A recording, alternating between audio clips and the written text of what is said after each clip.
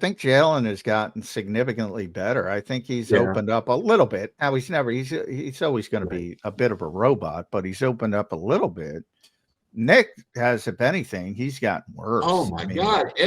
There was a press conference last week, John. I was looking at the transcript. 2 separate answers in a row started out with, "I'm not going to reveal that." John, let's get to Les Bowen. Here's joining us right here on Birds 365. You can follow him at Les Bowen. Les, welcome to the show, man. How you doing on this Thursday morning in Eagle Land? Doing great, guys. How are you? I am doing well, Les. Good to see you, buddy. It's been an interesting week, as it always is, around the Philadelphia Eagles. Some egg tossing to the offensive coordinator. A lot of talk about potential collapse because I think everybody has that nightmarish feeling of 2023. I guess we'll start there. Do you think this team is capable of that level of collapse, or do you see some differences? Well, there are definitely differences. I believe, and I think most people believe, that the 2023 thing happened because the defense just didn't have the horses. And they'd been to the Super Bowl, almost won the Super Bowl the year before. They got out to a 10-1 start, largely through smoke and mirrors and playing the right teams at the right times. And then it became quickly apparent they just got smoked by Dallas and San Francisco, who were really good that year. And I think a realization dawned in the locker room that we're not going to get back. It's not here. And from that moment, things just kind of snowballed on them. The offense, I think Jalen Hurts started trying to score 8 points every possession because he didn't think the defense could stop anybody, and he started turning the ball over, and there off we went. The defense is not in that situation this year. There are some concerns, but it's a much better group, a much more talented group, particularly the defensive backfield. I just don't see why. I don't understand the team that we saw last Friday. I don't understand why there isn't there ought to be a baseline level for this team that would preclude any sort of giant collapse like that. After last Friday, I'm not going to say it can't happen, but it sure as hell shouldn't happen. There's too many good players. It's ridiculous. It's silly. It's it will go down as one of the worst coaching jobs of all time if this team does collapse. I can tell you that because they don't have. I know you were talking about Jalen Carter right before I came on. He has a shoulder injury. They have some other guys that are banged up, and they're missing Lane Johnson, but they don't have nearly enough injuries to excuse the level that they've sunk to in terms of their overall play. They are not playing up to their potential at all. Now, I offensively, sorry, Zander. Offensively, I do want to talk about the defense, but since everybody wants to talk about the offense, I am at the point, Les, where I think you're watching a bunch of descending players, along with some of the coaching issues, which I think everybody wants to default to. And as you know, this league moves quickly, so you don't stay in that certain. I think everybody has almost. I described it earlier as a nostalgia feeling, like Jalen Hurts becomes Super Bowl MVP, and he's Super Bowl MVP moving forward. And it's a break. Saquon Barkley is the perfect example, coming off one of the best rushing seasons in NFL history. I don't know why. He says he's fine, but he doesn't look fine. He doesn't look like the same guy. A.J. Brown's still playing at a high level, but not quite as high as he was. Right. The entire offensive line had a historic season. Jordan Mailata hasn't been as good. Lane, when he was healthy, not quite as good. Landon, Cam, injury-related, pretty significant decline. Dallas Goedert, I think, has had his worst season, especially as a blocker. I think you see a bunch of declining players, Les. I think you see some, but I just don't understand. I mean, Jordan Mailata, he's not a declining player. What the hell's Well, going based on? off his Yeah. height last year, still very good, Yeah. still top 5 left tackle in the NFL.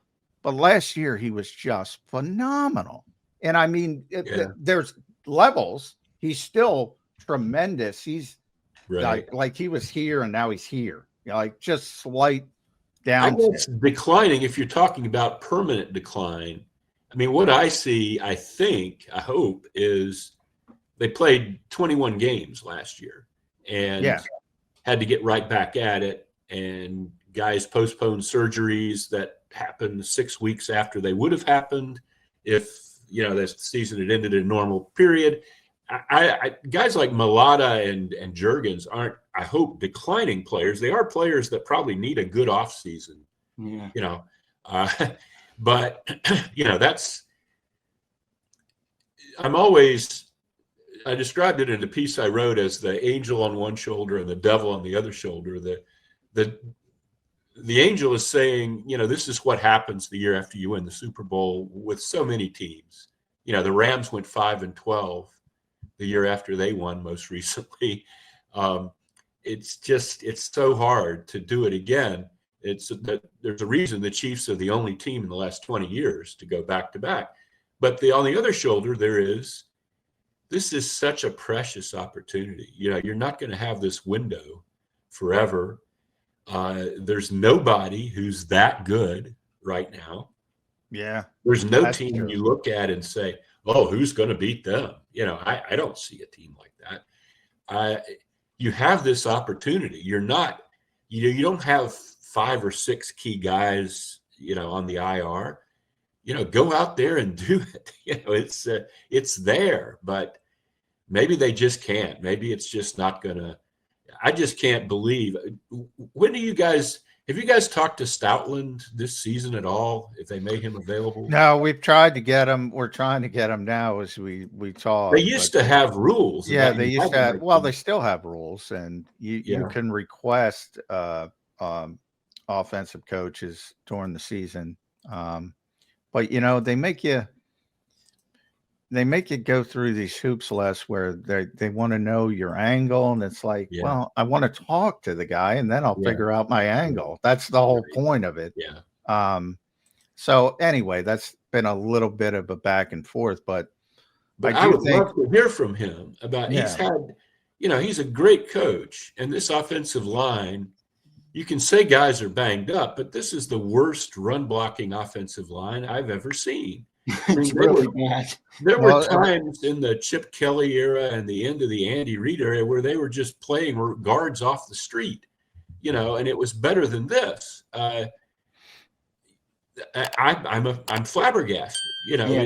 Les, there are teams with a lot worse offensive lines that are running the ball better than we are. Yes, I just don't get it, and you see some of these film cut-ups, and blocks are just not being made. I see explanations of, well, Dallas Goedert didn't surface this block, so the double team, the guy. Frank Alcantara 1-on-1 with defensive ends, that doesn't. And they keep doing that over and over and over with Calcaterra and Granson.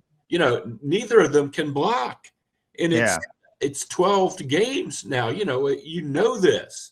You don't have to prove it again. You're not going to get them in a couple days of practice, and they're going to suddenly be doing it. You need to figure out another way to do this, and they just can't. Now, he used the tight end, Les, as an example. Like that's one. Like, I think a couple guys escape criticism. One of those guys is Howie. Like, if you're building a run-first team, why are all your backup tight ends, none of them can block? Like, I think that's poor roster construction. It's not like you can, it's all right. We don't have a backup tight end. So excuse me, we can't play 12 personnel. Like, everybody's got to play 12. Everybody, it's part of the NFL, and Grant's your best option. Why is Grant your best option? Yeah. Like, I think that's more of a Howie problem. That is a Howie problem. And you would think, that isn't like trying to get a quarterback or something. No. you would think they could find somebody on a practice squad somewhere that could block. I don't know. They were using the extra offensive lineman before Lane went down. And that worked a little bit. It did, but then they tried it with Matt Pryor, and he pretty much turned the whole game around. That guy, I mean, why is he still here? I don't have anything against him, but every time he steps on the field, it's a disaster. Bad things happen, no doubt. Les, you mentioned that I don't want to put word. I forget your exact quote, but something along the lines of this is an all-time bad coaching performance, or will go down as an all-time bad coaching performance. Where is it to? Is it Nick? Yeah, right. If they collapse, is it Nick? Is it Kevin Patullo? I don't think it's Vic Fangio. I don't want to speak for you. I don't think it's Vic. No. How do you see it with the coaching, and what is the big problems in your opinion? Well, it's Nick and Kevin Patullo. The offense is unimaginative and repetitive. Everybody knows that. It's been demonstrated over and over again. They act like it's really frustrating to watch you guys in the press conferences, John, because there's just no acknowledgement of this from the podium. It's they're working hard and they look at everything, and sometimes it's this and sometimes it's that. And they very layered, Les. It's very layered. They don't ever pull back and think, why is everybody saying our offense is dull and repetitive and predictable? If they engage with that at all, it's not apparent to me. So there's that. There's just the overall vibe of the team.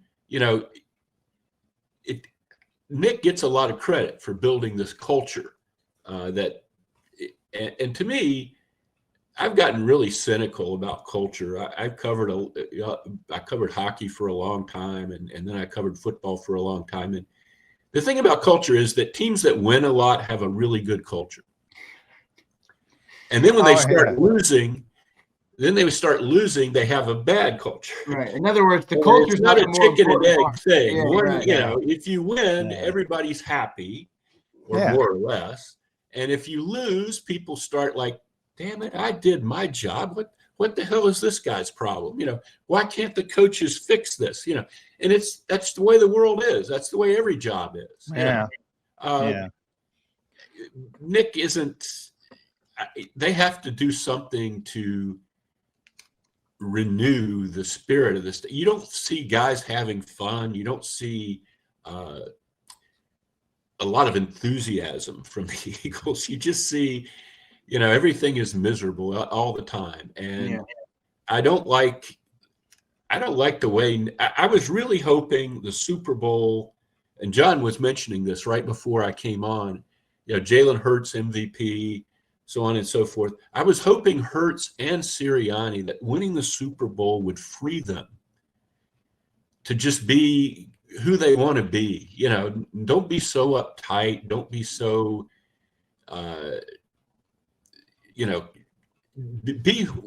do what you want. You can do anything now. You've won the Super Bowl, loosen up.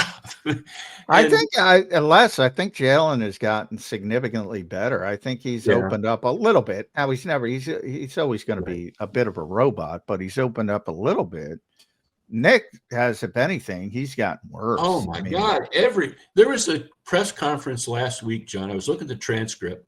2 separate answers in a row started out with, I'm not going to reveal that. I know. And they were like, is today Thursday and is the sun shining? It's day of the week that ends in Y. We know. We know you're not going to reveal.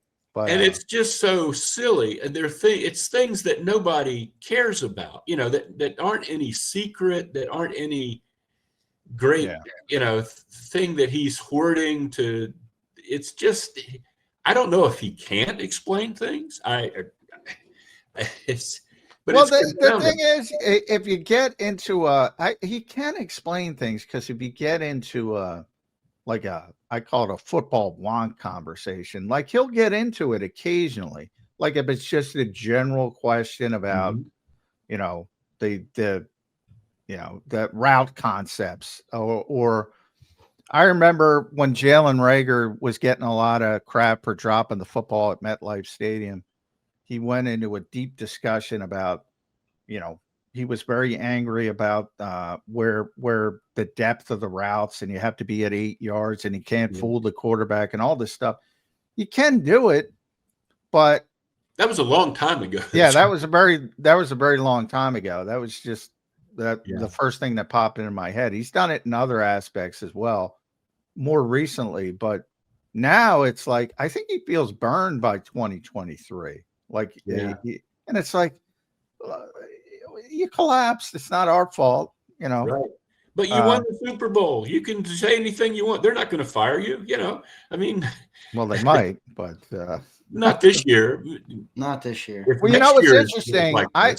It's pretty clear if this finishes poorly, we know who the scapegoat is going to be, and there'll probably be a few others, and it's going to be Kevin Patullo.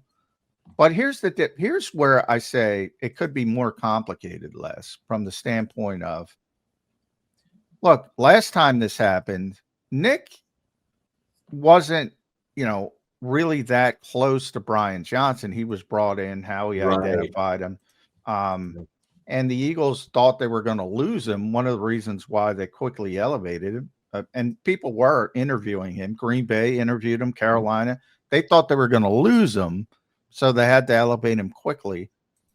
And, when Jeffrey makes those demands after the season, well, we got to go outside the organization. Nick's doesn't have really any skin in the game. He's like, all right, this time, the kind of clout that he has now. This time, that's one of his best friends. Yeah. You think it could be a Doug situation? Yes. Where he refuses to do it. Yes. Yeah. I think things could go badly very quickly if he wants to die on that hill. I wonder if they would try to finesse this with a senior consultant type person. Maybe they probably should have done that before the season. Yeah, brought in somebody, but that doesn't always work as well, because that's what happened with Sean Desai and Matt Patricia. And you have to listen to the senior consultant for it to make any difference. If he's just sitting there telling you things and you're saying, yeah, fine, that doesn't. Les, how bad do you think Patullo has really been? Or do you think some of the criticism's overblown? I mean, the running game went from like best in the history to, they can't seem to pick up 2 yards. I don't know. Is that Patullo? Maybe it is. Maybe it isn't. Whatever reason, the offense is sputtering. How bad has Patullo been in your eyes? I have never, I'm not an X and O expert, and I don't pretend to be. The thing that I do read all that stuff, though, from people who say they are X and O experts and break down film and stuff. And you see the same criticisms over and over again. I guess we don't know. Two things we don't know. One is, can Jalen Hurts do this stuff that all the experts think the Eagles should be doing? With under center, motion, over the middle, that kind of thing. The other part is we've kind of had these issues even last year with Kellen Moore. Yeah. Is this Nick's offense that Patullo is just taking the blame for? Is this the way it's always going to be as long as Nick has control of the offense, because his concepts aren't, cutting edge, which is something I know Jeffrey Lurie hates, by the way. Yes. Not have an offense that's on the cutting edge. Yeah. I don't know. I guess my answer is, Zander, I don't know, but I know it isn't working, and I know he's the offensive coordinator, and they've got to, figure out some way to get this ball rolling better than it's rolling now. And I don't know. I think it has to do. I think the biggest problem with Kevin Patullo is we all thought continuity would be good because they've had so many changes, with Hurts and with the offense. But he's Nick Jr. He has no different ideas than Nick. Nick bragged about in training camp how they would often have the same idea at the same time, or they'd finish each other's sentences. That's a bad thing. They need somebody who doesn't think like Nick, who has a different way to put this together, I think. That would be my main thing with Kevin Patullo. I don't really know, his basic competence. I can't really speak to that. How do you evaluate Jalen this year? Again, I really thought, you threw the dagger to Devontae in the Super Bowl. You sat there with the trophy and the cigar, and I thought, okay, just move forward now. You're free. You can throw the ball. You can throw an interception if you want. It doesn't. Now that he's not allowed to do. No, but it's him. He just doesn't. He has a very constricted idea of what he wants to do. The running thing. There was a time when I was like 3 years ago, I was like, no, you can't have the quarterback running 12 times a game. That's ludicrous. He's going to get killed. And I still think that's true. But it's gone to the other extreme where unless it's a tush push, he doesn't really want to run at all. I hate that thing he does when he does run where he just sits down 3 yards short of where he could have gotten it. I don't know what's going on with Jalen. He doesn't seem happy. He doesn't seem free of, anything. I don't know what happened with him and AJ. I guess they're basically okay, but I sense frustrations there. I just don't. I think he should be. I don't think he's been awful. I think these last couple weeks have become the whole season for some people, and I think that's wrong because I don't think he was playing awful all year. Yeah. I thought he was playing well earlier in the year, at least, from the standpoint. But you use that word constricted. I like that word. If he's playing that way, and if he's always going to play that way, don't we have our answer? And the reason I say that, Les, and the answer to, is it Nick, is it Kevin, is it Jalen? If that's the case, because as you point out, the Super Bowl clouds a lot of things. Winning clouds a lot of things. If the LA Rams upset the Eagles, I've maintained in the divisional round, all we talk about is how bad that passing game was last season. Yeah. With Kellen Moore. That's a very good point. This is not new, is what I'm trying to say. Yeah. So, and if you want to go all the way back to Nick Sirianni as a coordinator in Indianapolis with Andrew Luck and Phillip Rivers, guess what? Ran a different offense. Yeah. Those are very good points, John. To me, you have to, moving forward, you have to see if Jalen can be successful in a less basic offense, an offense where everybody isn't running hitch routes all the time. You have to find that offense somehow, some way. You have to get concepts in here where people are being schemed open and see if he can do that.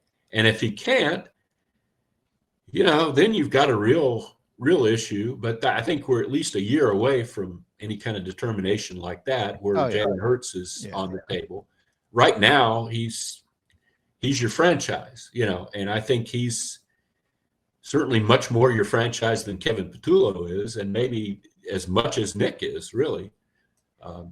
It's definitely much easier to move on from the play caller than it is the quarterback. Yeah. But I mean, I look, take the results away, which, and I know it's difficult to do that, but this to me has looked the way they operate very similarly throughout everybody. Nick, Shane, Brian, Kellen, and now Kevin.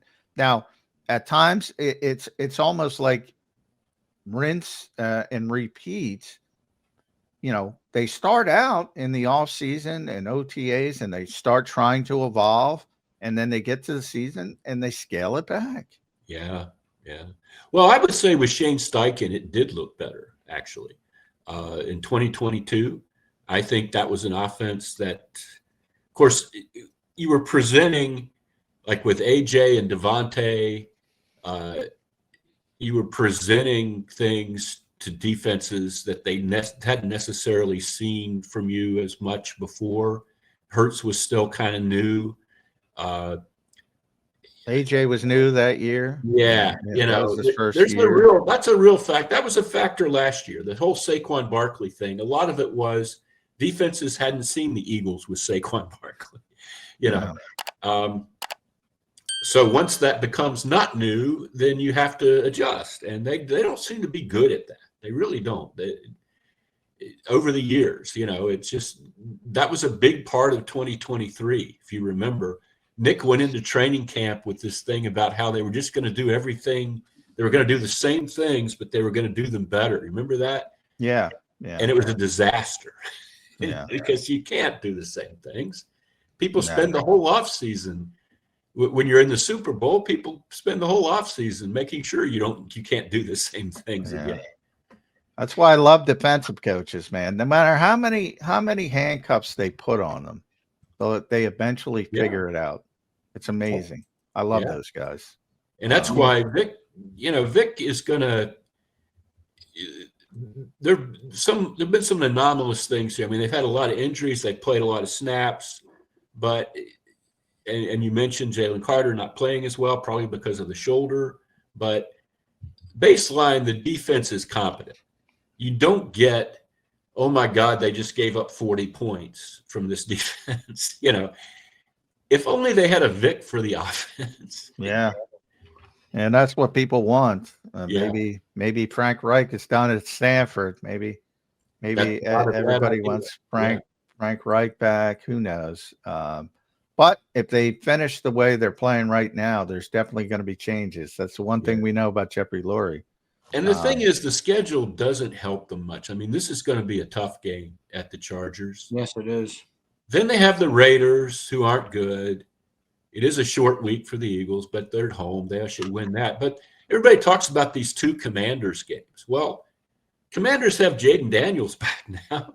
They actually played well last weekend. They lost, but I actually think Marcus has been playing pretty well too. They don't have. I don't see the Titans, coming up. No, they're better than that. It's not. They've got to play.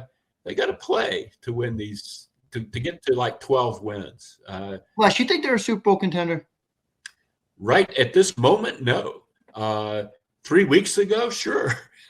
I think if you get Lane Johnson back and you start running a competent offense, then because nobody else is that great. Yeah, nobody's that good. We went into last weekend. I thought it was hilarious. I was actually down in North Carolina. We were visiting one of our sons, and I got to watch Red Zone because the Eagles had already played on Friday. And we spent the whole after the Eagles lost. I must have read half a dozen stories about the Rams are definitely the best team in the NFL now. They are so much better than everyone else. Yeah. And then they lay the. I watched the Rams. It's the Eagles. I guess they are because nobody get hot at the right time. Yeah. I came. The first thing I thought of coming out of that Chicago game was, boy, if they have to go on the road, that wouldn't be a bad place to go. It's going to be cold, obviously, but I think they could beat the Bears on the road. Yeah, I do too. And that's a Soldier Field is an historic venue, and it's neat and everything, and the crowd there is nice, but it's not a place where you're like, oh my God, we have to go to Soldier Field. No, just the weather. That's it. Yeah. I don't think there'll be fog this year. All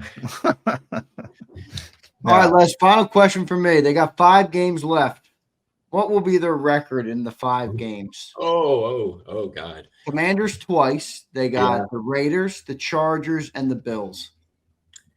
I'm going to say 3-2. Probably a few weeks ago, I would have said 4-1 or something like that. But I just don't have. I don't think they're going to just collapse into nothing. I can't believe that again, the talent level is too good for that. So 3-2. I assume you haven't beaten the Raiders and the Commanders at least once. Yeah, and What's that either third win? Commanders twice or Bills. The Bills, Okay. Yeah, I'm with you on the Bills. They don't scare me all that much. Josh Allen's great. That's really He's the got to whole play team like right Superman now. for them to win. Yeah, That's what I exactly. know. That's It's Superman or bust yeah. for them. Yeah. right. And Sean McDermott's a great guy. As a head coach, he hasn't really, broken through and won the Super Bowl. I got a tough time getting over that 13 seconds. You can't manage 13 seconds to get Josh Allen in front. Yeah, I got a tough time with Sean McDermott, but he's been very successful overall. He has, and he's a smart guy. He's not an idiot, but just hasn't quite gotten it done. Yeah, which is difficult. At Les Bowen gets it done. Make sure you follow him on the X platform. Read him at PHLY. Yes. Still doing tremendous work there. And he always does tremendous work with us. Thank you, Les. It'd be nice if the Eagles would let me into a press conference with you guys once. I can't believe, I always got, what is the deal with that? I think there's several of us who would probably want that access, and they just don't, once we're not with major outlets anymore, they're like rubbing their hands like, oh boy, we can get rid of it. I know. That's why I always say, It's like John trying to talk to Stoutland, and then why do you want to talk to Jeff? It's like the Gestapo over there, right? Well, no, that's not me. They haven't turned me down because I haven't asked because I know what's coming. But I know other people who have asked. So I want to make it. Yeah, it's miserable, and it shouldn't be. It should be. So I want to make that clear, but from the standpoint of that, there's plenty of fat they could cut. Look, I know they have a difficult time. I don't know if you saw my buddy Pat Leonard, who works for the New York Daily News. He grilled Joe Shane at a press conference. Yes. Pat did a tremendous job. Yes. Can you imagine anybody? We can't get a follow-up. They just get like 4 questions. And this is New York. Yeah. Yeah, it's very different a lot of places. It is what it is, I guess. But yeah, it makes it very difficult. I don't think fans really understand. No, they don't. What the media here has to go through. And then sometimes guys are working on a story and you're only getting one question sometimes in these things, and you want to get an answer to that question, and they're like, why are you asking that question? Right. Like there's so many things that factor into it. Yes. Agreed. But anyway, it's always good to see you, Les. It's good to be here. Yeah. Well, that's this team. There's never a dull moment, man. There's always something to talk about with this. They're like the Cowboys, except they win. And it's like weird how much they're popular now. Two biggest circus tents in the league for different reasons, but are Dallas and Philadelphia. Always something going on with this team. Always something. Yeah, no doubt. Les, thanks for joining, man. We appreciate it as always. We'll be look forward to reading some of your work on PHLY and following you on Twitter as always. Good stuff, Les. Thank you, man. Thank you, fellas. Take care. Right, thanks, Les. Thanks, Les.